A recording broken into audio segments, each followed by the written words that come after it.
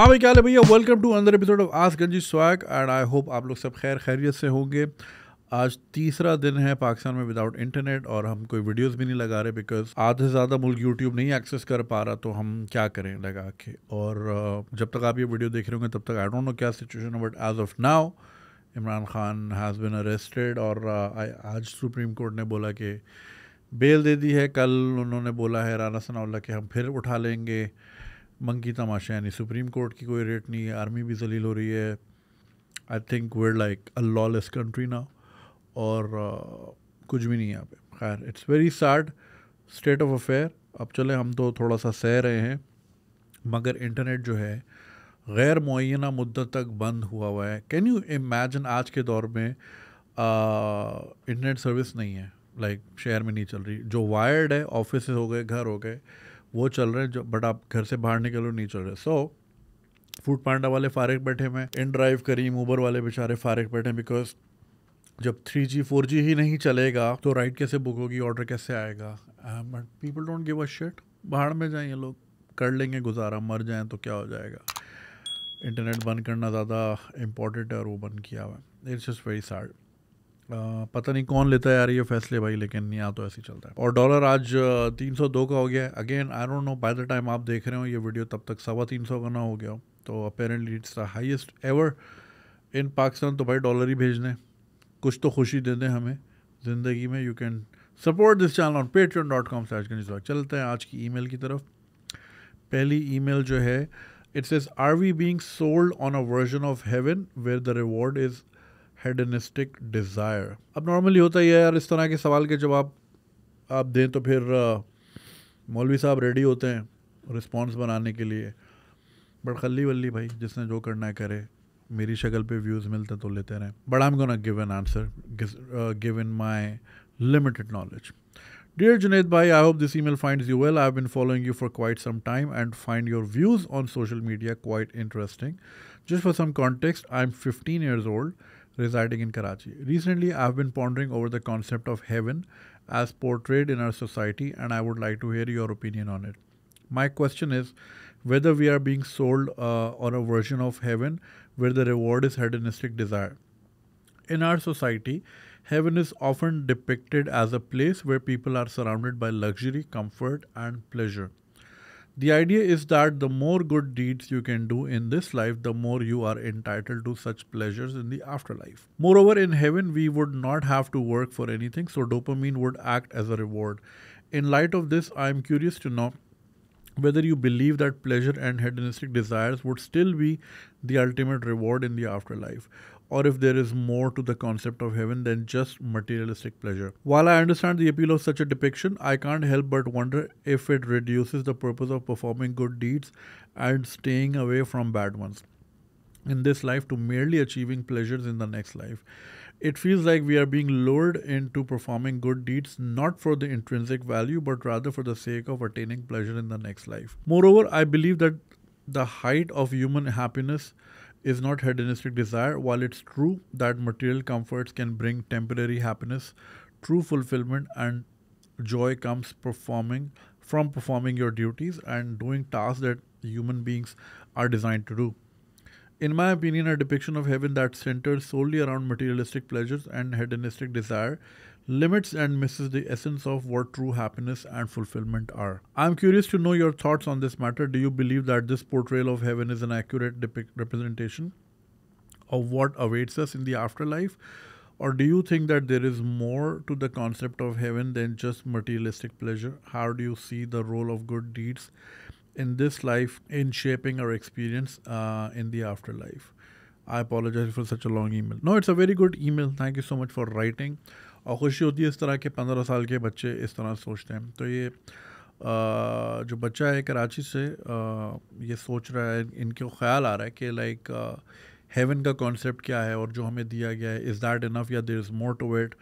और काफ़ी चीज़ें उन्होंने कही हैं कि फॉर एग्ज़ाम्पल अगर हमें सवाब करना है, फॉर एग्ज़ाम्पल नमाज़ पढ़नी है, रोज़ा रखना है, तो क्या हम उसकी इंट्रिंसिक वैल्यू के लिए कर रहे हैं या सिर्फ मटेरियल प्लेजर्स जो हमें आगे मिलने हैं, जिसका वादा किया गया है, उसके लिए कर रहे हैं। तो अगर हम आगे के लिए कर रहे हैं तो फिर उसकी वैल्यू फिर वो नहीं रहती। खैर बहुत सारे सवालात हैं इस सवाल में। सो फॉर एग्ज़ाम्पल अब इसके बहुत सारे एंगल्स निकलते हैं। फर्स्ट ऑफ ऑल जो हमें कॉन्सेप्ट दिया गया है जन्नत के, जो चीज़ें बताई गई हैं, चाहे वो हदीस के थ्रू हो या फिर चाहे जो जिस तरह हमें बयान की गई हों, उसमें ऑब्वियसली इंसान के दिमाग को मद्देनज़र रखते हुए उसको ये समझाया गया। फॉर एग्ज़ाम्पल बहुत सारी हदीसें ऐसी हैं जो कि उस वक्त के हिसाब से लोगों को शायद समझ नहीं आती, बट वो इस तरह डिफ़ाइन की गई हैं जैसे कि सिम्बॉलिकली। बहुत सारी चीज़ें हमें जो बताई गई वो शायद उस दौर के इंसान को नहीं समझ आती, तो सिम्बॉलिकली मेंशन की गई हैं। तो इसी तरह देखें, फॉर एग्ज़ाम्पल अगर मैं आपको ये बोलूँ कि अब सोचें कि आप इस दुनिया में कैसे आए, आप अपने पेरेंट्स का सोचेंगे, फिर वो उनके पेरेंट्स का, करते करते करते बात हज़रत आदम तक चली जाएगी, फिर दुनिया की फॉर्मेशन। इंसान का दिमाग कहाँ आके बंद हो जाता है? वो बंद हो जाता है कि खुदा से पहले क्या था, राइट? क्योंकि इंसान जो जिस डायमेंशन में ज़िंदा है वो लिनियर डायमेंशन है, राइट? वो स्टार्ट से एंड तक इस तरह देखती है, but clearly there are more dimensions जहाँ पे शायद टाइम और स्पेस का कॉन्सेप्ट नहीं है। वहाँ दुनिया किस तरह होगी? हम 3D दुनिया में रहते हैं, 4D, 4 डायमेंशन, 5 डायमेंशन, वहाँ पे फिर क्या मामलात होते हैं वो हमें समझ नहीं आता, हमारा दिमाग कंप्यूट ही नहीं कर पाता। इसी तरह जन्नत क्या होगी और एक एंडलेस स्ट्रीम ऑफ प्लेजर, इंसान बोर नहीं होगा। हम अक्सर सोचते हैं यार हम भी अगर छुट्टियों पे जाते हैं, 1 हफ्ता रह लिया, 10 दिन रह लिए, उसके बाद फिर घर ही याद आता है, राइट? तो ऐसा क्या होगा वहाँ पे? सो क्लियरली हम इस दुनिया को मद्देनज़र रखें, हमारा रेफरेंस पॉइंट ये दुनिया है और हम उस चीज़ को समझने की कोशिश कर रहे हैं जो कि इस दुनिया से बहुत ही आगे की चीज़ है, राइट?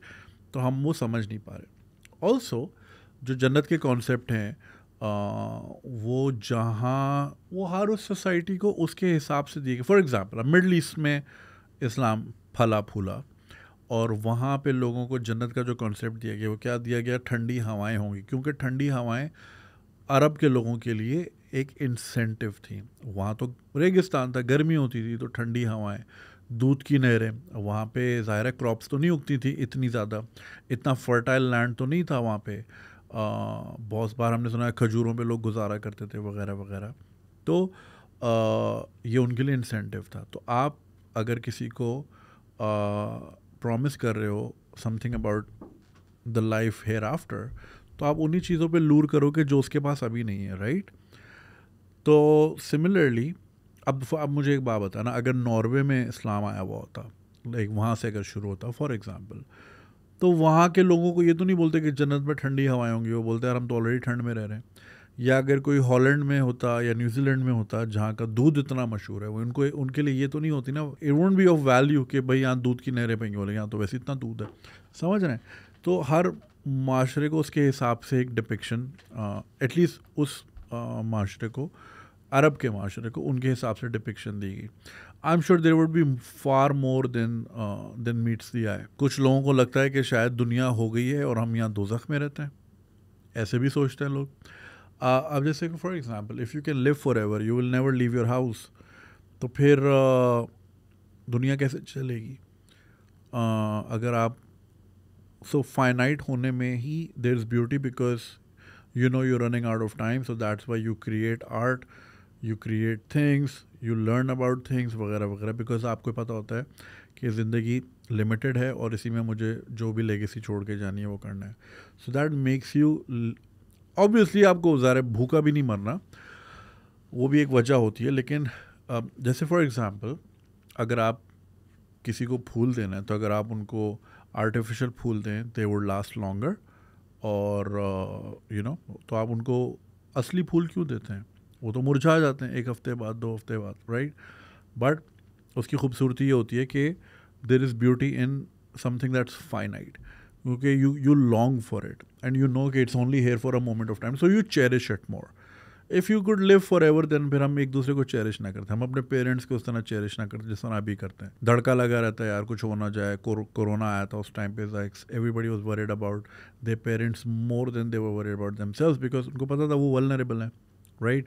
सो फाइनाइट जब चीज़ें होती ना तो it makes you more caring. You never no, क्या पता जन्नत में भी हम काम पे जा रहे हों, बिकॉज हमें भी कुछ वो तो चाहिए होगी ना, कोई किक तो चाहिए होगी, वो डोपामीन.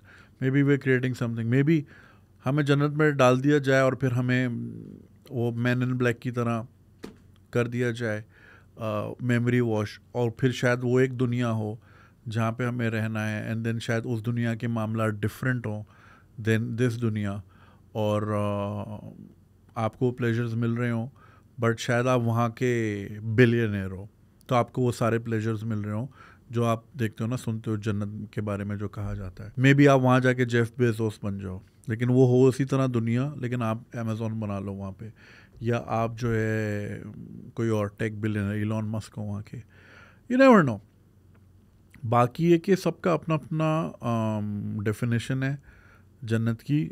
अगेन, जन्नत में चीज़ें लिमिटलेस होंगी तो आपकी ख्वाहिशात भी लिमिटलेस होंगी. अब जिन चीज़ों का यहाँ वादा किया जाता है वो चीज़ें वो हैं. देखें, हम अगेन एक ऐसे माशरे से हमारा ताल्लुक़, हम अमीर मुल्क नहीं है, राइट. तो बहुत सारे प्लेजर्स जो है एक आम आदमी एक्सपीरियंस नहीं कर पाता, तो उसको वो प्लेजर प्रॉमिस किया गया है. अगेन, वहाँ तो आप जो भी चाहो आपको मिलेगा, राइट. तो चूँकि ज़्यादातर लोगों की ख्वाहिश यहीं पे आके रुक जाती है कि I should have more wives, या फिर ये कि खाने पीने मज़े के हों, या मौसीकी मज़े की हो, वो चीज़ें जो इंसान को सुरूर देती हैं. तो चूँकि इंसान की सोच भी वहीं तक जाती है, तो शायद उसकी डिपिक्शन भी वहीं तक है. आई एम प्रीटी श्योर कि वहाँ पे तो आप कुछ भी मांगो आपको मिल सकता है, right. Other than like I think with in the bounds of जो भी आपको अलाउ होगा. ऐसा तो नहीं होगा ना कि आपका कोई दोस्त दोज़ख में होगा और आप बुलवा लोगे उनको कि जी उनको माफ़ कर दें. आई don't no, I am not sure. तो वहाँ जाके पता चलेगा अगर वहाँ पहुँचे तो. मेरी जो डेफिनेशन है personally, what I would really want, और ये मैंने पहले भी एक वीडियो में कहा है, I would like to meet each and every person in my lineage. मेरे दादा दादी को तो खैर मैंने कभी नहीं देखा था. दादा I don't remember, I was only 3 when he passed away, may he rest in peace. उनके वालदैन कौन थे, वो फिर ये पूरा सिलसिला जो 40-42 हज़ार मेरे एंसेस्टर्स हैं पिछले 2 लाख सालों से, मैं जानना चाहूँगा कौन कौन कहाँ कहाँ से माइग्रेट हुआ. उन सब की पहले मैं चाहूँगा मैं उनकी ज़बान बोलूँ, उन्हीं की ज़बान में उनसे बात करूँ. And I am pretty sure Elon Musk भी तो वो चिप बना रहे ना, न्यूरल लिंक, तो अल्लाह ताला भी कोई ना कोई ऐसी लगा देगा कि you will be able to understand each and every one. Limitless होंगी ना चीज़ें. तो I would like to start from the beginning कि कहाँ से हम स्टार्ट हुए. अच्छा, आपका क्या कारोबार था, आप हंटर गैदरर थे, ओके, आप अफ्रीका में थे, आप माइग्रेट होके कहाँ गए, अच्छा जी इजिप्ट से फिर स्लेवरी की नज़र हो गया, कोई जंग की नज़र कहाँ चला गया, घूमते घुमाते कराची तक कैसे पहुँचे, यू नो, या इंडिया तक कैसे पहुँचे, या कश्मीर तक कैसे पहुँचे, यहाँ तक की तो मुझे रूट्स पता है अपनी. So I would want to know उनके क्या कारोबार थे, उसमें से कितने लोग वॉरियर थे, कितने लोग काश्तकारी करते थे, कितने लोग तिजारती थे, कितने क्रिमिनल्स थे उसमें, कितनों ने मर्डर किए थे, कितनों ने क्या कुछ नहीं किया था, कितने लोग बहुत अमीर थे, कितने लोग बिल्कुल ही गरीब थे, क्या हुआ. So I would want to know. मेरी जन्नत तो मेरा डेफिनेशन तो ये है, और इसमें इतना टाइम लग जाएगा इस इंटरव्यू में. अगेन, दिन रात का तो कोई कॉन्सेप्ट होगा नहीं, और चलता चला जाएगा सिलसिला. तो this is something that I would really want. बाकी अपने प्लेजर्स वो तो चलते रहते हैं ज़िंदगी, मतलब वो तो ज़ाहिर है इंसान की ख्वाहिश होगी कि वो एक्सपीरियंस करें, एंड व्हाई नॉट. ये आपसे वादा किया गया था और ये आपकी ट्रॉफ़ी है.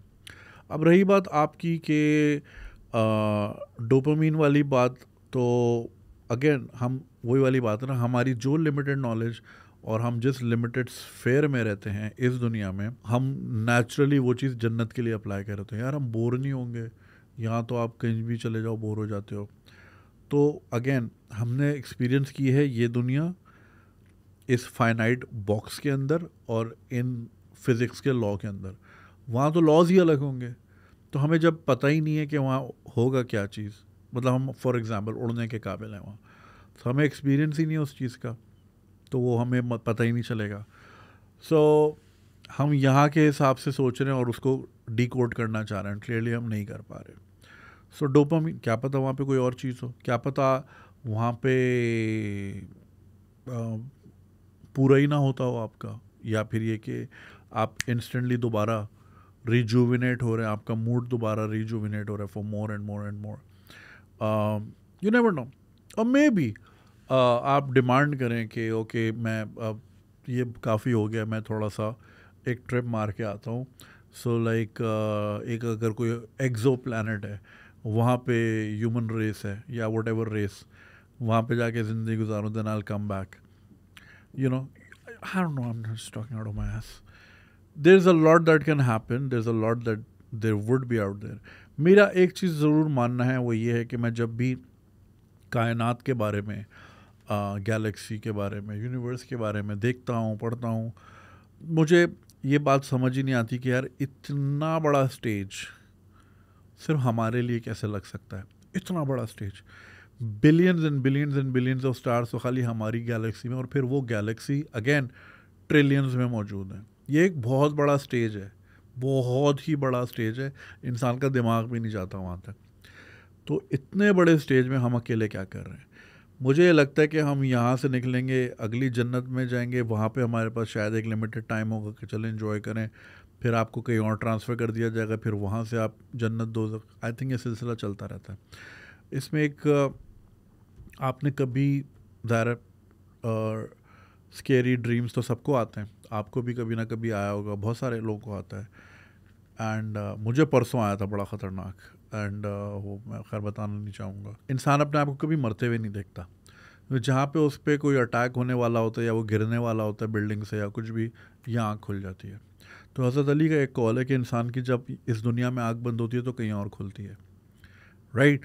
जब हम यहाँ सोते हैं, हम ड्रीम स्टेट, पता नहीं वो एक दुनिया अलग होती है, ड्रीम स्टेट होती है, हम वहाँ जागते हैं, वहाँ पे आंखें बंद होती हैं, यहाँ खुल जाती हैं. सो मेरा तो यही मानना है, जैसे कहते हैं आलम बरज़ख्त, यानी एक दुनिया है जहाँ पे सारी रूहें चली जाती हैं और फिर क़यामत के दिन वो सब कॉल की जाएंगी वहाँ से. सो क्लियरली जब इंसान यहाँ फौत होता है, he wakes up somewhere else probably, you never know. I mean, there's only one way to find out. तो I think there is more to it. Obviously इंसान की जो लिमिटेड समझ है उसको इतना ही चीज़ समझाई कि बेटा तू बस यही कर ले, ये नमाज रोज़ा ये करना है, इसका रिवॉर्ड ये है, ठीक है. I am sure there is more to it. फिर वही वाली बात है कि इंसान अभी तक जितना भी तरक्की कर चुका है, वो आज तक पिरामिड को तो डिकोड कर नहीं सका, जो खुद इंसानों ने बनाए अलेजिडली, वही आज तक डिकोड नहीं हो पा रहे. और हमारे प्लानट की चीज़ है, इतने राज हमारे प्लानट के ही हैं जो हमें समझ नहीं आते. राइट. तो फिर ये तो बिल्कुल अलग डायमेंशन की बातें हैं, तो ये तो समझ से ही बाहर है. अगेन अगर अल्लाह ताला चाहते तो पहले हज़रत आदम के थ्रू ही इस्लाम फैल जाता. राइट. मगर वो एक पूरा अपने एवोल्यूशनरी पीरियड से गुजरा. 1,24,000 पैगंबर आए, सब ने आहिस्ता आहिस्ता थोड़ी थोड़ी चीज़ें समझाई, थोड़ी थोड़ी. इट्स लाइक जब आप स्कूल जाते हो, पहले दिन आपको अलजेब्रा नहीं पढ़ाते, आपको पहले दिन पढ़ाते हैं एडिशन सब्ट्रैक्शन, और आपको बताते हैं कि बड़े नंबर्स, छोटा नंबर बड़े नंबर से सब्ट्रैक्ट नहीं हो सकता. It's always the other way. Right. But जब आप 7th ग्रेड में जाते हो, वो कहते हैं बिल्कुल हो सकता है. अगर आपके पास 2 पेंसिल है और आपसे मैं 5 ले लूँ तो आपके पास कितनी बची? -3 pencils don't exist but in algebra it does. So primary में तो आपको बोलते हैं कि नहीं हो सकता, बट 3 साल बाद कहते हैं अब हो सकता है. Why? Because now your brain is able to understand that. First grade में समझाते हैं, आपको समझ नहीं आता है क्या. सो इसी तरह इंसान को भी अभी हम बिल्कुल इनिशियल स्टेज पे ही हैं. कहने को 2 लाख साल हो गए, जितने भी साल हो गए, लेकिन अभी हम बहुत इनिशियल स्टेज पे हैं to decode all these things. तो अभी हमें इतना ही बताया कि भाई ये पढ़ लो, ये काम करना है, लोगों का ख्याल करना है, झूठ नहीं बोलना, हुकूक बात करना है और अपने फ़राइज़ पूरे करने हैं, और इसका रिज़ल्ट ये है. ज़्यादा क्वेश्चन करोगे, ज़्यादा घुसोगे, समझ नहीं आएगा तो बिला वजह खुद कन्फ्यूज़ रहोगे. एंड क्लियरली नहीं समझ आता ना हमें, तो बस जो कह दिया है बस वो हो गया है. हुक्म यही चीज़ होती ना, you don't question certain things. ठीक है, सोचना, इंसान की सोच नेचुरली जाती है, जैसे मैंने शुरू में कहा, नेचुरली इंसान सोचता है. अगर हम सब कहीं ना कहीं से तो शुरू हुए हैं, तो अल्लाह ताला कहाँ से हैं, नेचुरली दिमाग वहाँ जाता है, बट आंसर नहीं मिल पाता. तो मेरी नज़र में जो है ना, रिवॉर्ड इंसान को एक आम इंसान के हिसाब से उसकी लज्जतों के हिसाब से बताया गया. भाई तुम्हें शराब पीनी, तुम्हें वहाँ मिल जाएगी. तुम्हें you want the company of multiple women, तुम्हें वहाँ मिल जाएगा. यहाँ अपने आप को कंट्रोल रखो, वहाँ पे तुम्हें सब मिल जाएगा. राइट. तो उसको उसकी समझ के हिसाब से चीज़ें समझाई हुई हैं. I am pretty sure there is more to it. But वही वाली बात है, अगर शुरू में हमें अलजबरा समझा देते तो हमें किसी को समझ ही नहीं आता, सारे कंफ्यूज घूम रहे होते. अभी इतना आसान है, ठीक है, हमें वो भी समझ नहीं आ रहा होता. उसमें भी फिर इतने वर्जन, इतनी कन्फ्यूजन, इतनी मिसकैलकुलेशन वगैरह वगैरह चलती रहती हैं. अल्लाह माफ़ करे. सो ये है. तो मेरा तो पर्सनली ये मानना है, अगेन सबकी अपनी अपनी डेफिनेशन है जन्नत की. कुछ लोग यूरोपुल फिरदौस कहते हैं यूरोप को जन्नत मानते हैं. सबकी अपनी अपनी डेफिनेशन है. बट रही बात आपकी कि भाई इंसान को लालच दी हुई है, देखिए अब इंसान चलता ही इंसेंटिव पे है. आपको भी जो है ना ज़िंदगी आपको एक सर्टन इंसेंटिव इंसान के बंदे में सोसाइटी में कि यार अच्छे नंबर आएंगे तो अच्छे कॉलेज में एडमिशन मिलेगा, अच्छे कॉलेज से पढ़ोगे, ग्रेजुएट होगे, अच्छी जगह कंपनी में नौकरी मिलेगी, अच्छी तनख्वाह होगी, अच्छा आपको पार्टनर, मतलब अच्छे से मुराद ये कि your odds become better, right. तो इंसेंटिवाइज तो इंसान हो रहा है हर स्टेज पे, राइट. इंसान चलता है इंसेंटिव पे. और वो फिर भाग दौड़ भी इसलिए करता है because bigger stakes are there, right. High risk high returns, right. तो इंसान चलता ही इंसेंटिव पे, तो वो तो ज़रूरी है उसके लिए. वरना अगर आप उसको बोलो कि भाई दिन में 5 टाइम नमाज़ पढ़नी है और आगे कुछ भी नहीं है, बोलेगा फिर मैं क्यों पढ़ूँ. समझ रहे हैं ना. जब है इंसेंटिव तो नहीं पढ़ रहे होते लोग, समझ रहे हैं. तो अगर नहीं होता कि यार आगे बस ठीक है हिसाब किताब है और आपको कोने पे बैठा दिया जाएगा एंड दैट्स इट, तो बोलेगा यार तो फिर मैं इतनी एक्सरसाइज क्यों मैं सुबह फजर में इतनी सर्दी में वज़ू करके जा रहा हूँ. मरी की सर्दी में, मरी में भी तो लोग मस्जिद में जाते ही होंगे ना, नथिया गली में, नॉर्दर्न एरियाज में, सुबह सुबह. इमेजिन वो ठंड, अल्लाह मैं तो सोच के ठंड लग रही है. वो बोलेंगे all of this exercise for what. ठीक है, अल्लाह को प्लीज़ भी करना है, लेकिन इंसान फिर थोड़ा सा आ जाता ना वो इंसानी अंदर तो है ना यार, मेरे लिए क्या है. You get it. तो इंसान इंट्रिंसिकली बना ही इस तरह का है, डिज़ाइन ही इस तरह का है कि वो इंसेंटिव ढूंढता है और उसकी मोटिवेशन इंसेंटिवाइजेशन ही उसकी मोटिवेशन होती है. तो उसको मोटिवेट करने के लिए ये है. आगे उसमें उसके अंदर क्या है, कितना प्लेजर है, टाइमलेस सब कुछ है, जाके पता चलेगा. अगेन आप में से जिसकी जो थियरी हो इसकी, या आपके आइडिया हो कि यार मेरी नज़र में जन्नत ऐसी होनी चाहिए. अगेन जन्नत होगी, बैरियर टाउन नहीं होगा कि सबकी एक जैसी है. सबको उसके हिसाब से मिलेगी ना. अगर किसी को वैलीज़ पसंद है तो वो बोलेगा भाई आई नीड एंडलेस, मतलब मुझे रेंज ऑफ वैलीज़ चाहिए, मुझे वो पसंद है. कुछ लोगों को पसंद होंगे हांगकांग टाइप के शहर, ग्रेट सिटीज़, कि उसमें मैं गाड़ी भगाता रहूँ आई एम लेजेंड की तरह, मुझ पे कोई असर नहीं होगा, गाड़ी ठोक भी दी तो मुझे कुछ भी नहीं होगा मुझे एनजो फेरारी दे दें या कुछ और दे दें, भगाता फिरूँगा. कुछ लोगों का थ्रिल वो होगा. वो तो सब्जेक्टिव होगी, जिसको जो चीज़ पसंद है उसके हिसाब से होगी. So I hope I answered your question. बहुत सारी डायरेक्शंस में चला गया था मैं. तो and it's not just in Islam, तकरीबन हर मज़हब में ये कॉन्सेप्ट तो है. जितने भी चाहे वो बिब्लिकल रिलीजन्स हों या उसके बाहर भी हों, जैसे हिंदुज़म में भी स्वर्ग है, नर्क है, राइट. तो आई थिंक इंसान को इन चेक रखने में और इन लाइन रखने के लिए ये कॉन्सेप्ट, आई थिंक देखो यार इंसान जो है ना, पुराना इंसान भी भोला नहीं था, होशियार तो वो भी थे. आई थिंक उन्होंने समझ ली थी फ़िलॉसफी, और उन्होंने समझ लिया था कि यार इंसान इसी तरह चलता है, तो इसको एक हायर पावर बतानी है, उसके बारे में बताना है, और फिर एक इंसेंटिव उसको चाहिए होगा. Which is why you see the concept of heaven and hell in almost all religions, और एटलीस्ट मोनोथेइस्टिक रिलीजन्स में तो आपको ये मिलती है. बाकी फिर देखते हैं इंशाल्लाह आगे जाके. ख्याल रखें अपना और सोचते रहें, ऐसे सवाल सोचते रहें और क्वेश्चन करते रहें. बेहतर होगा आप ये क्वेश्चन जो है ना, मैंने अपनी लिमिटेड नॉलेज के हिसाब से दे दिया जवाब, मगर अगर फिर भी घबराहट हो, समझना है, तो किसी अच्छे आलिम से, किसी आलिम दीन से ज़रूर डिस्कस कीजिएगा. ये आई एम श्योर वो आपको बहुत बेहतर जवाब देंगे इस बारे में. बहुत शुक्रिया. चलिए जी, जन्नत के सवाल के बाद आते हैं ज़मीनी सवाल पे. मासूम भाई और उसकी चालाक गर्लफ्रेंड, ये खातून ने लिखी है. Hello sir, I hope this email finds you well. I am writing to know your perspective on the issue we are facing as a family. My brother, for the sake of this email, is an officer and he's young between 23 to 26. I don't know what limited his horizon, maybe his schooling, because he grew up in that environment where most non Muslim community children came from disturbed families or broken families, with either a parent being unemployed or uneducated. So maybe he thought that is all there is to be expected from the community anywhere, and things can't get any better in any setup of the society. He studied at a local private school.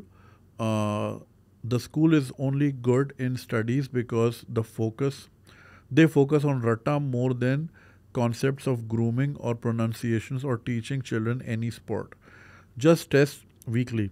My mother preferred this to a posh school for him where the fee is double but everything else other than studies is focused on. I, however, went to a convent, so I had a very big difference in personality as compared to him. I prefer English music. He preferred at that time Punjabi slash Hindu slash Urdu music. Hindi music, no, Hindu kya hota hai? Which was very weird to me. So, anyways, maybe he was only exposed to a certain fraction of the society. He maybe had limited options that time, and when he took fancy for a girl in school with disturbed family, I understood him. I knew it was a phase and he will eventually grow out of it. And he did. And no matter how much movies make it look noble that a rich guy falls for a poor girl and the social differences blur out, it doesn't work that like that in real life. Because with every social class comes the certain habit and personalities and mindsets that are impossible to look past. After school, he lived in hostels in the bigger cities like Lahore and Islamabad. He had exposure to people of all kinds, people with better backgrounds and families. But in the end, he again ended up dating a girl in our mohalla with again the same broken family system and disturbed parents. Again, he got so swept up by this girl that he sees absolutely no logic. When this thing came to light for the first time, my brother was least interested, and it's been like that for some time. But fast forward 6 years, we found out he's been dating her. For how long, we don't know. But he kept it hidden for years, just silently been swept up by the girl for years. And funny thing, uh, everyone in the mohalla knew about it in our community.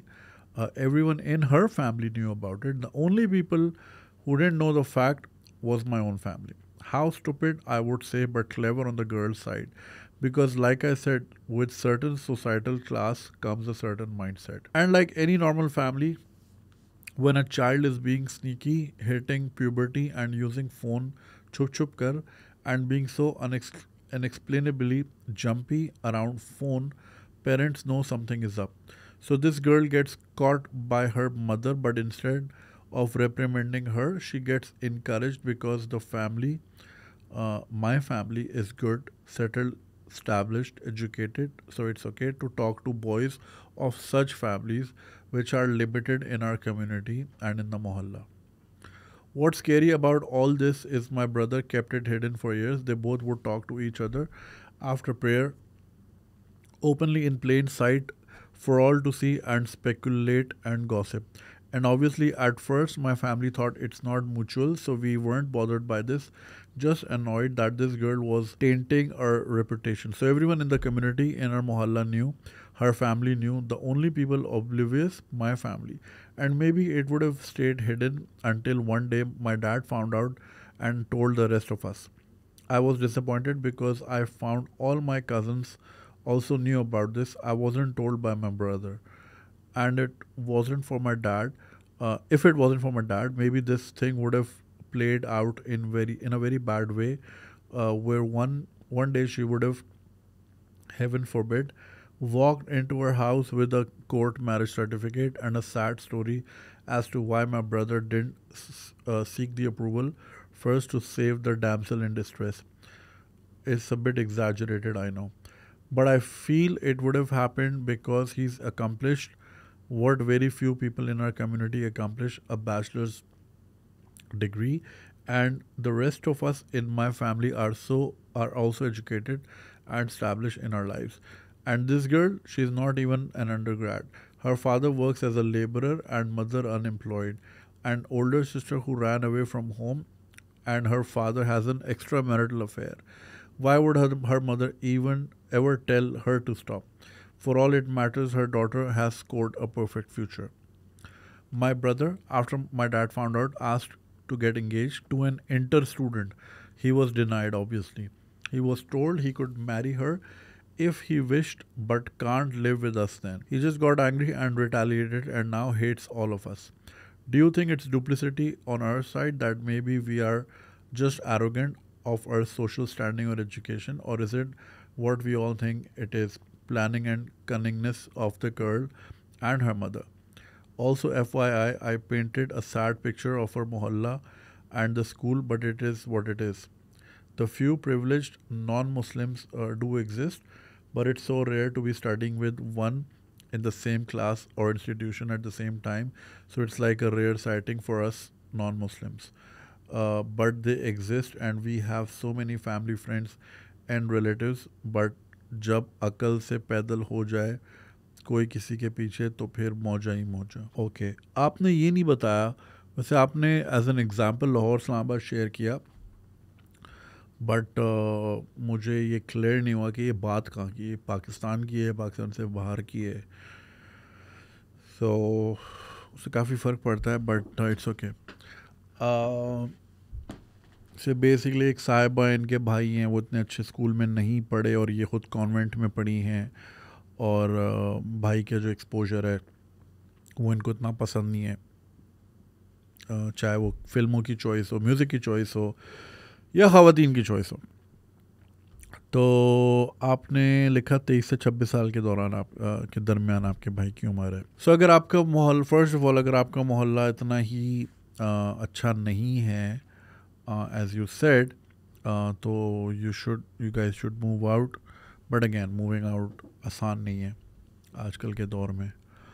अब मैं इसका क्या जवाब दूँ, मुझे समझ से बाहर है. आपके भाई चुपके आपको शक हो रहा है कि जो आपकी होने वाली भाभी हैं, आई एम नॉट सेइंग कि वो हो जाएंगी, कि वो एक पर्टिकुलर बैकग्राउंड से, और आपके भाई को जो है, मुझे लगता है आपके भाई को या तो सेवियर कॉम्प्लेक्स है कि वो he comes across this damsel in distress, और उसको लगता है कि मुझे इसको बचाना है और मुझे इसके सर पे यूं करके चादर रखनी है. वो शाहरुख खान नहीं, काजल पे रखता है. तो ये वाले कुछ लोगों में होता है. अब इसको आई डोंट नो योर ब्रदर क्या सिचुएशन है. आपको ये लग रहा है कि चूंकि वो लड़की का घर फैमिली ब्रोकन है, बाप का एक्स्ट्रा मैरिटल अफेयर है, बहन भाग गई है, तो माँ जो है पर्दा डाल रही है, माँ कह रही चलो ठीक है, खल्ली वल्ली अच्छे घर में जाएगी. क्या ये पॉसिबिलिटी है? बिल्कुल पॉसिबिलिटी है. बहुत से लोग इस तरह करते हैं थोड़ा ज़िंदगी में अपग्रेड के लिए, और बहुत से लोग इस तरह के मौके पेश करते हैं. I knew someone who would allow the guy at home and then would pretend to be oblivious कि वो मेरे घर में गैर मर्द भी आया हुआ है. बट सिचुएशन वो यही थी कि वो लड़का थोड़ा सा वेल ऑफ था. तो वही वाली बात है ना, शायद अनवर कहता ना कि वो एक्टिंग करता है कि मुझे वो छोड़ के चली गई, क्या वो मेरे पास नहीं है. कहता तेरे पास जी वैगन नहीं है, तेरे पास जी वैगन होती तो तेरे पास सब होते. तो ये बात तो है, ये फैक्ट तो है, इसको हम डिनाई नहीं कर सकते. हाँ, सारे ऐसे हैं ये हम नहीं कहेंगे, मगर बिल्कुल लोग प्लांट करते हैं इस तरह लोगों को दूसरे की ज़िंदगी में. बहुत से लोगों को मैंने इस तरह भी देखा है कि वो मैं इसको किस तरह, खैर छोड़ने, मैं किसी इंडस्ट्री को बुरा भला नहीं कहना चाह रहा, बट इस तरह के लोग देखे हैं जो कि it's not a right word to use, but literally पेश कर रहे होते हैं अपनी बेटियां कि मतलब बस कुछ हो जाए, कुछ ज़िंदगी में हमें अपग्रेड मिल जाए. अपनी बेटियों को यूज़ करते हैं लोग इस तरह. अब चाहे वो शादी के ज़ुमरे में हो, चाहे वो, मैं आपसे एक वाक़या शेयर करता हूँ. मैं एक टीवी चैनल पे मेरा जाना हुआ था बहुत पहले, और एक बहुत मशहूर होस्ट थे, उनके दफ्तर के बाहर में बैठा हुआ था. वो उस चैनल पे शो करते थे, ठीक है. तो फिर मुझे बुलाया गया कि जी आ जाएं आप मिल लें. तो मैं जब अंदर गया तो बहुत सारी अम्मियाँ बहुत सारी बेबीज़ के साथ थी अपनी, ठीक है, जो जिनको वो लॉन्च करवाने आई थी. तो फिर उन सबको कहा गया कि एक्सक्यूज़ करें, हमारी ज़रा मीटिंग है। फिर मैंने वहाँ जिस तरह माहौल देखा, फिर मेरा दूसरे 2 मज़ीद डिफरेंट चैनल्स का में जाना हुआ, इत्तफाक हुआ, और वहाँ भी मैंने इसी तरह का माहौल पाया कि माएँ, देखें, आई एम नॉट डिनाइंग, कुछ लोगों को वाकई शौक़ होता है कि मेरा बच्चा या मेरी बच्ची आर्टिस्ट बने, म्यूज़िशियन बने, एक्ट्रेस बने, मशहूर हो, not from the stand point of कि हमें इसकी कमाई खानी है, बट ऑल्सो कि एक लेगेसी हो कि यार हमारा बच्चा मशहूर है या इसमें ये टैलेंट है, हमने घर में देखा है यार ये अच्छी एक्टिंग करती तो हम लेकर आ गए। वो एक अलग बात है, वो नज़र भी आता है जहाँ पे इंसान ईगरली चाह रहा होता है। मगर एक चीज़ आपको ये भी नज़र आती है कि जहाँ पे आपको कुछ लगता है कि यार सीन थोड़ा सा अजीब सा है, मुख्तलिफ सा है, और एक सिचुएशन पे बात लाई जा रही है कि किसी तरह अगर कोई मामलात तय हो जाएं, ताकि आप समझ रहे हैं मैं क्या कह रहा हूँ। तो कुछ लोग बाकायदा इस तरह माहौल पैदा करते हैं, और मैं तो चलो एक इंडस्ट्री की बात की, इस तरह तो बहुत सारी जगहों पे होता है। तो we can not rule it out कि उनकी वालदा ने इस तरह किया हो, मगर ऐसा भी हो सकता है, क्या पता आपके भाई को वाकई वो पसंद हो। अब रही बात बैकग्राउंड की, वो आपने बिल्कुल सही कहा, फिल्मों में दिखाया जाता है, वो एक अलग डायनामिक्स होती है, उसमें अलग होती है। थोड़ी सी आपकी अप्रोच भी क्लासिस्ट है मुझे जिस तरह लग रहा है, क्योंकि आपने भी वही यूज़ किया जिस तरह आपने कहा कि मेरा भाई एक अलग तरह के स्कूल में गया, मैं अलग तरह के स्कूल में गई, तो हम दोनों में ये फ़र्क है। स्कूल की बिल्डिंग इंसान को नहीं पढ़ाती, ठीक है, माहौल का बहुत फ़र्क होता है, बट मैं भी गवर्नमेंट के कॉलेज से पढ़ा हूँ, वहाँ पे अजीब अजीब कैरेक्टर भी थे, हर जगह हर किस्म के लोग होते हैं, मगर अक्सर व बेशतर एटलीस्ट पाकिस्तान में अगर आप किसी ज़रा हाई सोसाइटी के इवेंट में जाएं, तो पहला सवाल यही किया जाता है कि which school did you go to, क्योंकि वहाँ से वो अंदाज़ा लगाया जाता है कि इज़ ही और शी वन ऑफ अस और नॉट। तो अगर आप हिप स्कूल्स का नाम लेते हैं तो वो चलें ये हम में से ही है, तो वरना फिर वो, क्योंकि क्लासिज्म तो खैर बहुत है हमारे मुल्क में और ये प्रैक्टिस भी किया जाता है, तो school is one way to ascertain. खैर आई डोंट नो, आपकी होने वाली भाभी, मैं होने वाली कह कह के ना आपको हार्ट अटैक दे रहा हूँ, आई नो कि वो किस तरह की हैं, क्या हैं। ठीक है, आपके फादर ने ये बिल्कुल सही किया कि भाई इंटर पास लड़की है, कुछ तो पढ़ लिख कर आए, ये बिल्कुल ज़ाहिर है, इन चीज़ों से फ़र्क तो पड़ता है। आप इंटर पास ले आओगे तो उसने, क्योंकि आपके वालिद साहब की नस्ल को आगे बढ़ाना है, तो वो क्या ही अप्रोच होगी उसकी तालीम के मामले में, कम से कम जब उसकी ख़ुद की तालीम नहीं है। ये तो बिल्कुल सही स्टांस है उनका। रही बात आपके भाई की, your brother is just I don't no, मैं यार बहुत चीज़ें बोलना चाहता हूँ, but I am afraid, I am like holding my self back. I don't no उनका जो डिसीजन है वो किस पॉइंट ऑफ व्यू से है। मुझे लगता है आपको अपने मोहल्ले से रिलेटेड काफ़ी शिकायतें हैं, and I am pretty sure वो राइटफुल भी होंगी, और आप शायद इसी वजह से ज़्यादा जज कर रही हैं कि शायद इस तरह कोई कनिंगनेस होने जा रही है वगैरह वगैरह। At the end of the day it's your brothers decision. आपका एज अ कंसर्न सिस्टर परेशान होना बिल्कुल बनता है, मगर हर चीज़ को इस तरह स्पेकुलेट करना, अदर देन द फैक्ट, देखिए उनकी वो पढ़ी लिखी उतनी नहीं है, वहाँ तो चलो मुझे समझ आता है कि आपने एक स्टैंड लिया कि भाई यहाँ पे सब ग्रेजुएट हैं, पढ़ लिख के तो आए। Other than that I think you need to also tone down. आप just because you are at a certain position, तो आप वो एक वांटेज पॉइंट से बैठ के सबको, you can't look down upon like that. अच्छे बुरे लोग हर जगह होते हैं, हाँ, it's very important to be mindful, and it's very important to be mindful of the fact कि यहाँ पे बहुत से ऐसे लोग हैं जो कि अपग्रेड चाह रहे होते हैं, और वो फिर अपनी औलादों को एज अ टूल यूज़ करते हैं to get those upgrades. There are a lot of scams शादी से रिलेटेड। चलो जी, आज बड़े घर में शादी कर लो, सोना वोना इतना लिखवा लो, और फिर बाद में फड्डे डाल के डिवोर्स ले लो या जायदाद हत्या लो, इस तरह के सीन भी बहुत होते हैं। खैर, आई एम प्रीटी श्योर आपके वालिद साहब जो हैं माशाल्लाह अच्छे पढ़े लिखे और माइंडफुल इंसान होंगे, एंड आई एम श्योर वो इस तरह का डिसीजन या इस तरह का कोई मामला तो होने नहीं देंगे। तो आपका कंसर्न अपनी जगह लेजिट है। आपके भाई का अगर आपको लगता है लिमिटेड एक्सपोजर है तो उनसे बात करें, उनका ज़रा एक्सपोजर बढ़ाएं, उनको 4 फिल्में दिखा दें आप जिस तरह कह रही हैं आपको, वो ज़रा बॉलीवुड टाइप का है और वो उसका माइंडसेट उस तरह का है. होते हैं बॉयज़, होते हैं उस तरह. I am not denying that. तेरे नाम ने पूरी नस्ल बर्बाद की थी. एक नस्ल बर्बाद की थी शाहरुख खान की डर हो गई, अंजाम हो गई. इन दोनों में Shahrukh Khan was extremely toxic. तो वो लोगों ने ये सीखा कि यार ऐसे ही होना है. एंड देन हाँ, कबीर सिंह या वो इस जनरेशन का एक टॉक्सिसिटी. तो होते हैं कुछ बॉयज़ इस तरह के. उनको बोले थोड़ा रैशनल डिसीजन लें और अभी कोई जल्दी नहीं है, थोड़ा देख लें आगे पीछे. और रही बात कि पूरे मोहल्ले को पता थी और आपको नहीं पता थी, तो अब ये कि इसमें क्या ही कर सकते हैं. May be you should be more mindful of. मगर वो आपका भाई भी छोटा नहीं है, उसको भी बड़ा हो गया, उसको भी थोड़ा सा रूम दें टू ब्रीथ.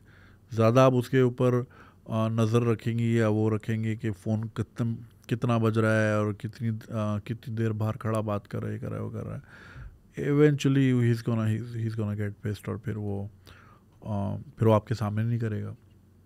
तो इतना रूम तो दें उसको कि वो ब्रीथ कर सके. मगर हाँ, उसको समझाएं ज़रूर कि भाई ज़िंदगी जो है खेल नहीं है और शादी एक बहुत बड़ा डिसीजन होता है. ये नहीं कि आपको जिससे भी पहली बार बातचीत हुई तो चलो फ़ौरन शादी के ख्वाब देख लिए. शादी is not the destination, it's another journey. ठीक है, इट्स अनदर राइड. तो अभी आप क्या होते हो, जब आप सिंगल होते हो आप एक गाड़ी में होते हो, फिर जब आप जर्नी तो हो ही रही है तो वो एक दूसरी जर्नी होती है, दूसरी राइड होती है. और फिर उसमें आपके पास फॉर एग्जांपल आप घोड़ा गाड़ी चला, स्टीयरिंग व्हील आपके हाथ में नहीं होता. थ्रू मतलब 2 स्टीयरिंग व्हील होते हैं और एक गाड़ी होती है. तो आसान नहीं है. लोगों ने शादी को डेस्टिनेशन बनाया हुआ है कि शादी के बाद सारे मसले हल हो जाएंगे. It's a beautiful thing. Companionship is very important, मैं हमेशा ये कहता हूँ, but it's not the end goal. तो बोलो बियॉन्ड शादी भी सोचें. उसके बाद करना क्या है. इमेजिन शादी हो गई, आगे क्या करना है. How you gonna lead a life, या is she capable enough to raise a family. ये क्वेश्चन पूछे रात दिन उस पर आप कदगने लगाएं और कुंडी लगा दें और घर पे बैठो बाहर ना जाओ से, तो वो और रिबेलियस होगा. और ये एज भी ऐसी है. रात दिन दैट उसके बाद बात करें प्यार से और बोले कि भाई देखें, एक फ़्लो चार्ट ऑफ इवेंट्स बनाए कि ऐसे ऐसे ऐसे होता है ज़िंदगी में. तो क्या करने जा रहे हो, तुमने क्या करना है, क्या ड्रीम्स है, क्या होप्स हैं, 10 साल बाद कहाँ देख रहे हो, क्योंकि शादी 1.5 साल बाद बुखार उतर जाएगा, फिर क्या करना है. तो तब फिर मुश्किल रहती है. फिर बंदा बोलता है यार ये मैं कहाँ फंस गया. और यार ज़िंदगी एक ही मिलती है. तो इम्पॉर्टेंट होता है कि आप बहुत माइंडफुल और साउंड डिसीजन लें रादर देन कि जो समझ आ गई बस उसी को पकड़ लिया. समझ रहे हैं, ख्याल रखें अपना. Alright ji, next question. Desi women in and their indifference to financial education. Assalamu alaikum Junaid bhai, hope you're doing well and your family is well. Firstly, I want to thank you for creating such nice content that I can watch anytime without feeling the guilt of wasting my time. I am a 23-year-old woman living in United States. I came here in 2017 for my bachelor degree, and last year I started working full time after my graduation. It was very hard to support myself financially at first, but I learned to manage it and started saving money. But I know just saving money is not enough because it loses its value because of inflation. So I started doing my research and learned about investing and managing money, and I'm still learning about it. Any of my Desi girlfriends are not interested in learning about finances, managing money or investing because it's just too much for them probably. Whenever we meet, we discuss a lot of things but never money. Even if I talk about it, they aren't interested in it.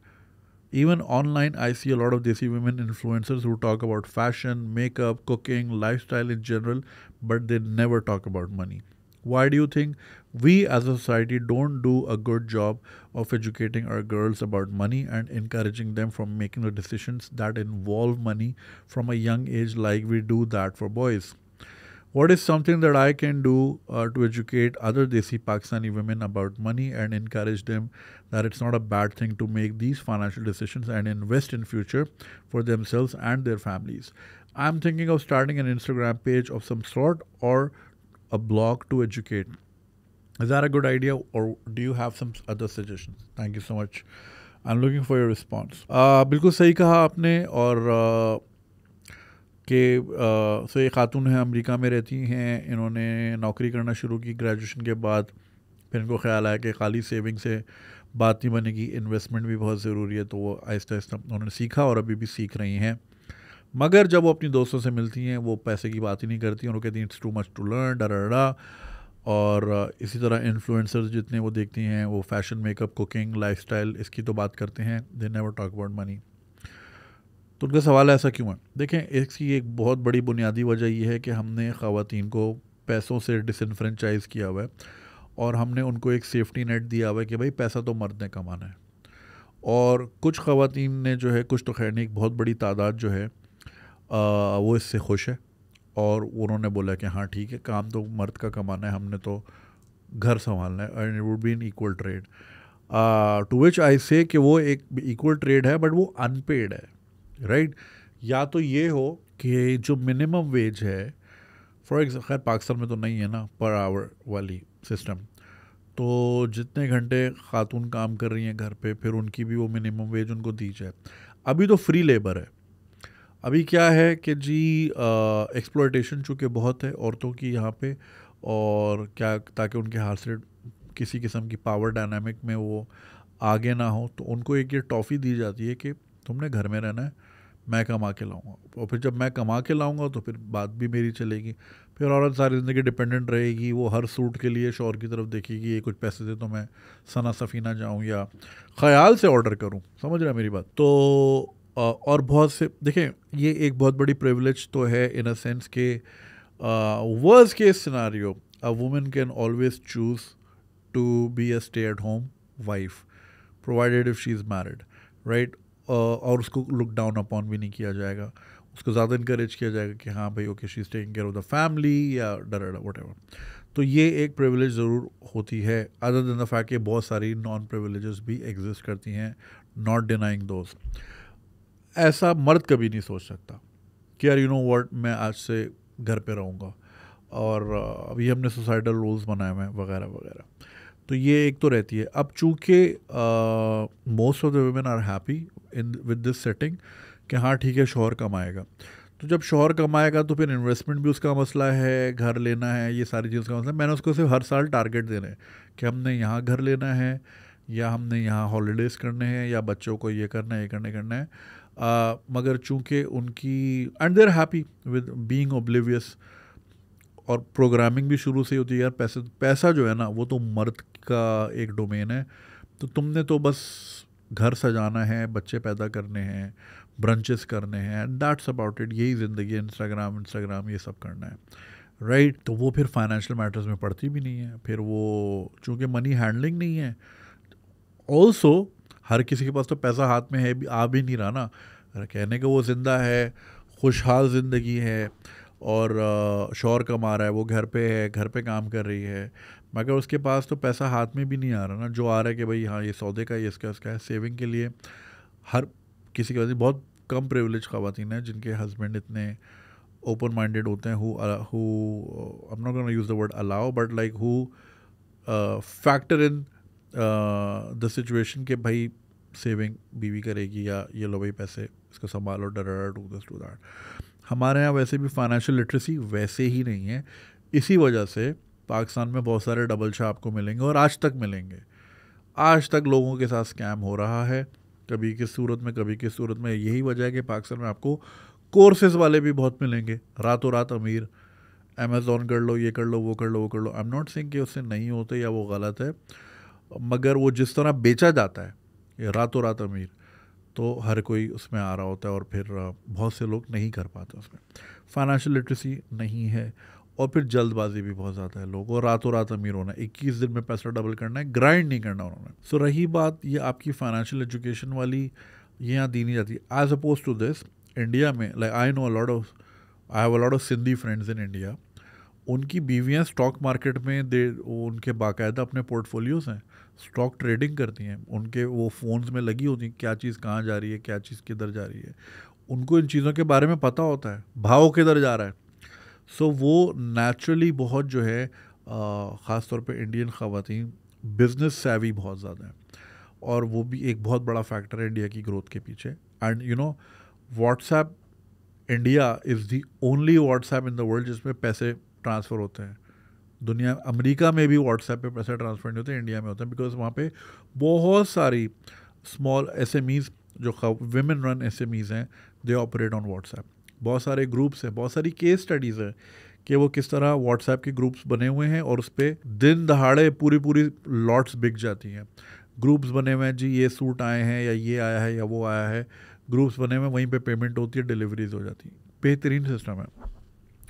सो वो थोड़ी सी money minded भी हैं, naturally उनको सिखाया भी जाता है, उनके कल्चर में भी थोड़ा सा ज़्यादा है। हमारे यहाँ क्या है भाई, औरत तो घर की खेती है, इसको तो घर पे रहना है। तो जब घर पे रहना है तो उसका फाइनेंस से क्या लेना देना। मैं जो मुंह पे पैसे मारूंगा बीवी के, उसने उससे ग्रोसरी भी लेनी है, मासी को भी पैसे देना है, थोड़ी बहुत अपनी शॉपिंग करनी है, खल्ली वल्ली। तुम्हें पैसे मिल रहे हैं ना, बस शिकायत नहीं करो। तो मर्द के हाथ में सारी पावर डायनामिक्स, तो फिर वो प्लॉट भी उसने लेना है, फिर वो प्लॉट में वो डूबते भी हैं, फिर उसी ने क्रिप्टो भी करना है, क्रिप्टो भी ऊपर नीचे हो जाता है। तो वो औरत का इतना कोई अमल दखल उसमें होता ही नहीं। जब अमल दखल है ही नहीं शुरू से, और प्रोग्रामिंग भी ये है कि तुम्हारा काम तो है ही नहीं कमाना, तो वो क्यों इंटरेस्ट लेगी उसमें, राइट। रही बात इन्फ्लुएंसर्स की, अगेन ये बहुत अच्छी आपने बात की और ये होनी भी चाहिए। आई एम प्रीटी श्योर किसी ना किसी ने इस पर बात की ही होगी, ऐसा हो नहीं सकता, क्योंकि फाइनेंशियल इंडिपेंडेंस इज समथिंग जिसपे मैं कब से, ये शो तो है ही टेस्टामेंट कि मैं कितनी एपिसोड से ये बात कर रहा हूँ कि औरतों के हाथ पे फाइनेंसेस होने चाहिए अपने खुद बजाते खुद, नो मैटर आपका किस बैकग्राउंड से ताल्लुक़ है, चाहे आपको ज़रूरत भी ना हो, मगर आपको खुद पैसे कमाने आने चाहिए और आपको अपने पैसे खुद भी होने चाहिए। बारगेनिंग चिप्स इक्वल हो जाती हैं। जब आप डिपेंडेंट हो जाते हो ना किसी के कि यहीं से आना है, यही मेरा एक खुदा है, खुदा के बाद मिजाजी खुदा है, अब ये जो दे दे, ये जो दान कर दे मुझ पे, तो बस वो मेरी किस्मत, जो ना मिले मेरे नसीब फूटे। ये नहीं होना चाहिए ज़िंदगी में। सीना तान के चलना चाहिए, कंधे ऊपर हो, गर्दन सीधी हो, और कॉन्फिडेंस देता है जब आपके हाथ में अपने फाइनेंसेस होते हैं। तो फिर आप बोलते हो मेरे से कौन भिड़ेगा, मैं I can take very well take care of my self. अभी जो हम ओवरऑल देखते हैं, हमारे ख़वातीन डर डर के रहती हैं। उसकी वजह यह है कि उनके हाथ में कुछ है ही नहीं, और पीछे छड़ी लेके साथ में कुछ चल रहा है और वो बता रहा है यहाँ बैठो, यहाँ करो, ये करो, वो करो करो। रोबोट्स बनाए हुए हैं। बच्चा पैदा करने की मशीनें औरतें यहाँ पे, तो उनको उसी तरह ट्रीट किया जाता है। सैडली होना चाहिए बिल्कुल फाइनेंशियल इंडिपेंडेंस और financial education. And I would suggest any influencer who is watching this to talk more and more about these things. Doctor Hina Sikandar follow करती हैं, मैंने उनको बड़े अरसे से उनकी देखी नहीं कोई, बट आई एम श्योर उन्होंने पहले की होंगी। If you are watching doctor Hina, please ज़रूर इस पे कीजिएगा। Doctor Hina is CSS officer in Sialkot as of like last time that I knew. तो वो उनका कंटेंट भी बहुत अच्छा होता है। So and there are many, quite many, ठीक है। जो आपने कहा फैशन मेकअप वाली, वो एक उनकी अलग ऑडियंस है, वो एग्जिस्ट करते हैं, ठीक है, वो भी चलता रहेगा।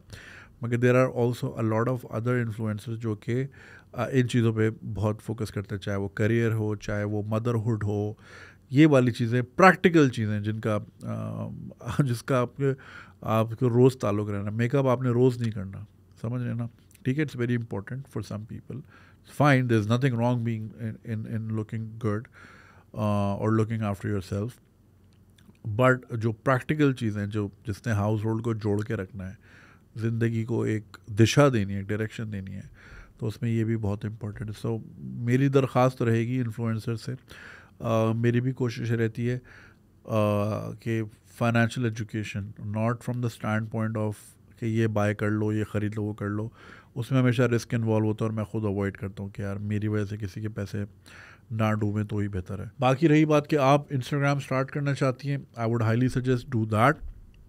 और उसमें अपने एग्जाम्पल के साथ देखें, व्हाट्स रियली इम्पैक्टफुल इज़ कि एक तो होता है कि मैं बोलूँ भाई ऐसा कर ले तो ऐसा हो सकता है, एक होता है कि जी मैंने ये किया है और आप भी करें, उसका ज़्यादा इम्पैक्ट होता है। तो आप अपनी एग्जाम्पल से लीड कर सकती हैं, अपना ब्लॉग रन कर सकती हैं, make it more accessible, make it more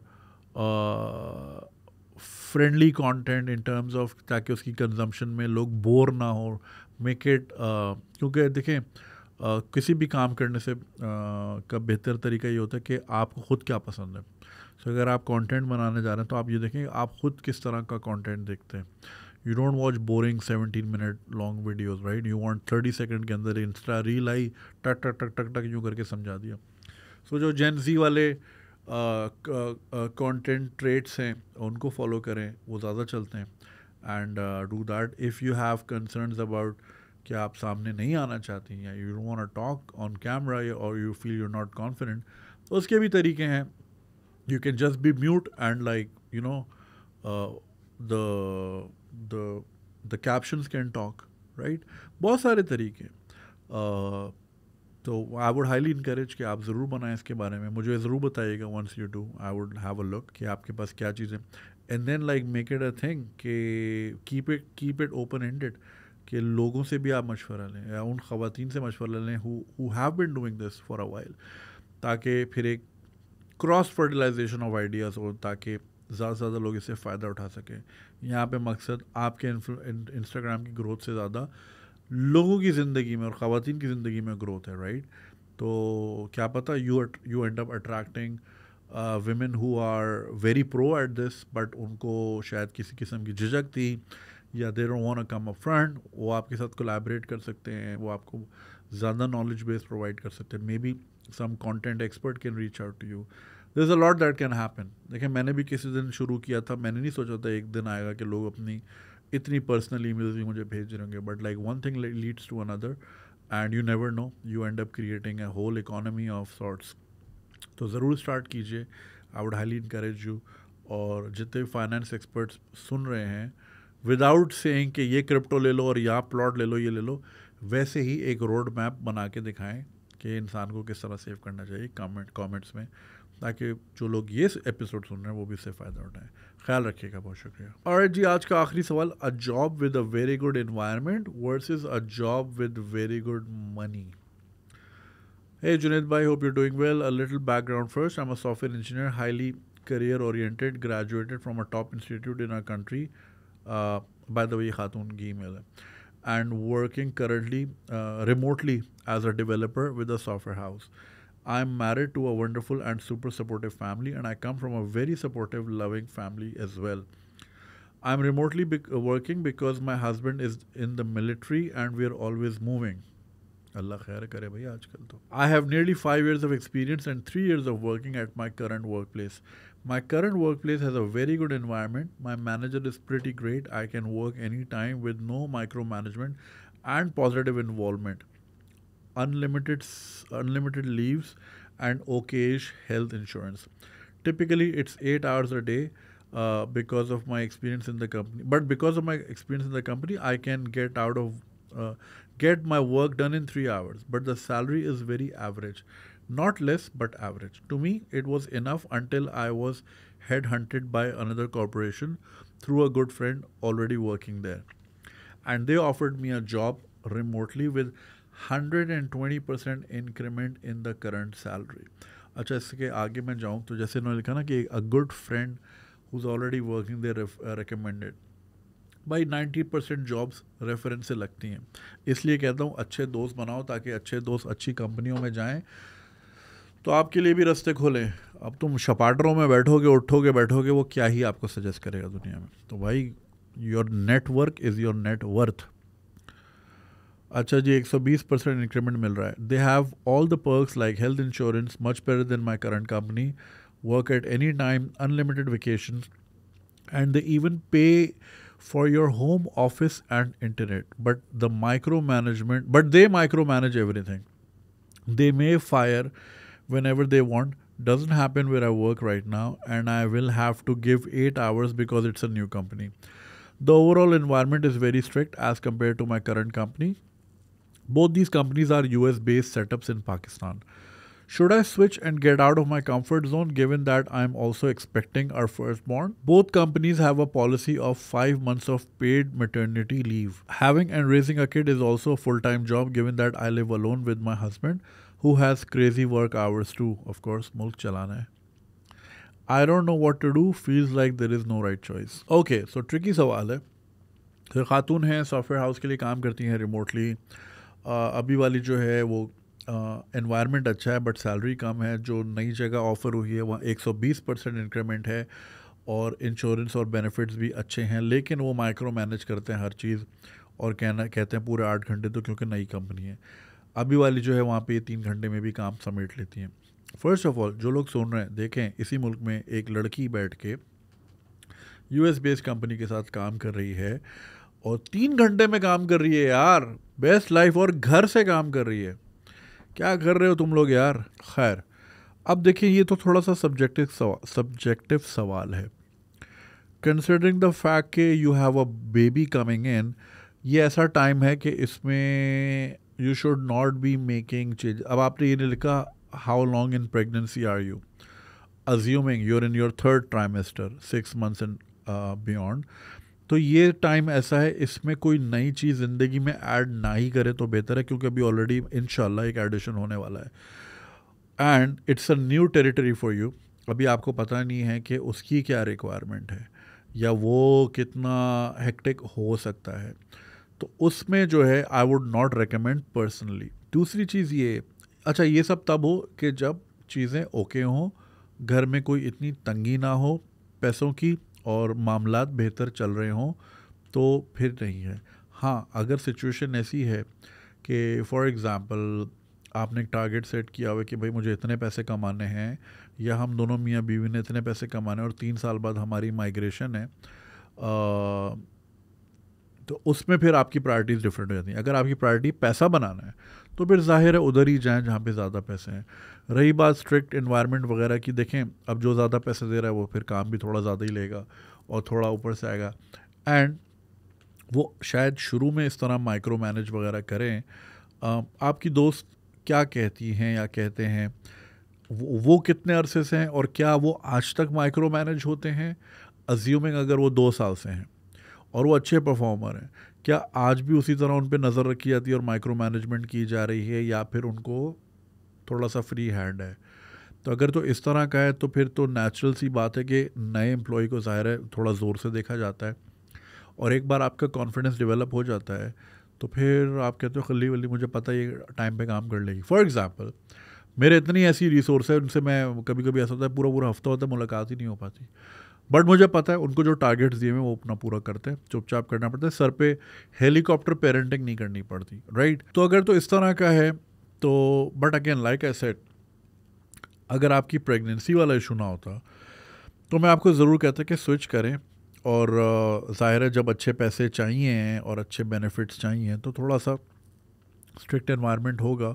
बाकी वो इंसान के हाथ में होता है कि आप कितना कॉन्फिडेंस गेन करते हो अपने मैनेजर का या अपने इमीडिएट मैनेजर का, कि आप उनको कितना, क्योंकि उनकी ज़िंदगी आपने आसान करनी है ना ताकि वो आगे जवाब दे सके।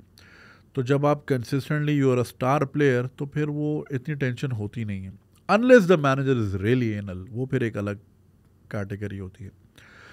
कंफर्ट जोन में ज़िंदगी नहीं गुजारी जाती। कंफर्ट जोन में फिर इंसान जो है ना, यू पे a very huge price of constantly seeking comfort. ज़िंदगी में फिर देर में बड़ी, फिर खुदा ना खास्ता फिर पेन्स बहुत आती हैं। तो भाई ये जो आपकी एज क्या है आपने लिखी नहीं, I am assuming you're in your 20s, perhaps late 20s, you haven't mentioned.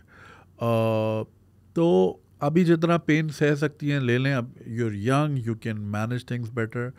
अभी जितना ग्राइंड कर सकती हैं करें, वक्त को मैक्सिमली यूटिलाइज करें, पैसा बनाएं ताकि आगे जाके लाइफ में थोड़ा सा कंफर्ट आए। तो constantly seeking comfort is for me is a big red flag, और ये बाद में बड़े दुख देता है। मुल्क के हालात आपके सामने, देखो इंटरनेट ही बंद है ना। अब आप यूएस बेस के लिए कंपनी काम करिए, आपके शोहर ने इंटरनेट बंद किया हुआ है, क्या पता आपका खोला वो है। भाई ऐसा भी हो सकता है ना, मेरी बीवी का काम है ये वाली लाइन खोल लो, हमारा तो बंद है इंटरनेट, हमने तो कोई अपलोड ही नहीं की 3 दिन से। तो ऐसे इन्वायरमेंट में जहाँ आप रह रही हैं और फिर इतना आप शिफ्टिंग विफ्टिंग भी आपकी चलती रहती है, तो you need to like save up, you know. मगर मेरा मशवरा आपको पर्सनल, बाकी मेरी बहुत अच्छी दोस्तें न्यूजीलैंड में होती हैं, वो बहुत शौक से ये शो देखती हैं, और अगर वो कमेंट करना चाहें वो बता सकती हैं, because she is also in some sort of a recruiting role in New Zealand, तो वो बेहतर समझा सकती है। She is a mother herself, so if you are listening, I don't want to name you but you know who you are. और बाकी जो लोग सुन रहे हैं वो भी मशवरा दे सकते हैं। मेरी नज़र में चूँकि it's gonna be your first child, you have no idea what's coming your way. मैं डरा नहीं रहा आपको. It's a beautiful thing. Parenting, being a parent is a beautiful feeling. मगर वो अपने चैलेंजेस के साथ आता है. So that challenge with new job का चैलेंज, तो चैलेंज प्रो मैक्स हो जाएगा. फिर आप दोनों काम सही नहीं कर पाएंगी मोस्ट लाइकली. तो बेहतर है अभी ऑलरेडी चूँकि एक चैलेंज आ रहा है तो दूसरे चैलेंज को आप रोक सकती हैं. उसमें आपका कंट्रोल है. इस चैलेंज पे कंट्रोल नहीं. बेबी ने तो आना ही आना है, राइट, इंशाल्लाह ताला. तो इसको आप रोक सकती हैं. Once you are settled with your baby और आप समझ गए उसके तौर तरीके, क्या उसका मूड स्विंग्स क्या हैं, खाना पीने का रूटीन सब जब सेट हो जाएगी, वंस यू नो कि हाँ इसका ये टाइम टेबल है, then you can make that switch. Maybe if not in this company perhaps something else. तो एक वक्त में एक चैलेंज लें. लाइफ चेंजिंग चैलेंज है ये, बहुत बड़े. तो मेरा आपको ये मशवरा होगा. मगर हाँ, इवेंचुअली डू स्विच. कंफर्ट में जीने का नहीं होता. ज़्यादा पैसे कमाएं. ज़्यादा पैसे कमाएंगी, ज़्यादा सेव करेंगी, अच्छी जगह पे इन्वेस्ट करें ताकि आपका बेबी जो है होने वाला, वो फिर एक कांस्टेंट कंफर्ट में ज़िंदगी गुजारे, एक हद तक कंफर्टेबल ज़िंदगी गुजारे, फिर ताकि वो भी फिर ज़िंदगी में जब बड़ा हो तो वो भी चैलेंजेस ले सके, नोइंग कि मेरी माँ ने भी देखो इस एज में ऐसा चैलेंज लिया था, despite having me in the cot, right. तो आई विश यू बेस्ट. मेरा यही मशवरा है. जो लोग सुन रहे हैं आप please you can also guide. Confuse नहीं कीजिएगा. कहीं ऐसा ना हो कि मैं बहुत सारी चीज़ें कमेंट पे छोड़ देता हूँ. I would be very sorry in advance. अक्सर लोग अगर इस तरह कॉन्ट्रास्ट वाले जवाब आने लगें, ऐसा ना हो कि कोई बंदा जवाब के लिए यार वो मज़ीद कन्फ्यूज़ हो जाए. तो ऐसा भी ना हो. आई होप ऐसा सिचुएशन ना हो. So this is what I would do, और this is what I would suggest to my wife if we were in this situation. ठीक है, चलो अपना ख्याल रखें. And good luck with everything. Good luck with your baby and इंशाल्लाह eventually the move. Okay, take care. Alright, तो ये थी आज की episode. I hope you guys got to learn a lot. और सब्सक्राइब करना नहीं भूलिएगा. और आज क्या है? आज थर्सडे है. संडे को होपफुली, आज जहाँ मैं शूट कर रहा हूँ, I will be leaving for the US. तो मैंने काफ़ी सारी की थी एपिसोड्स ताकि मेरी एब्सेंस में ज़्यादा से ज़्यादा मवाद आ सके. सो इंशाल्लाह आप लोगों से मुलाकात होती रहेगी. I will keep you guys updated. ख्याल रखिएगा, सब्सक्राइब करना नहीं भूलिएगा. And you can support this channel on patreon.com/ganjiswag. खुदा हाफिज़.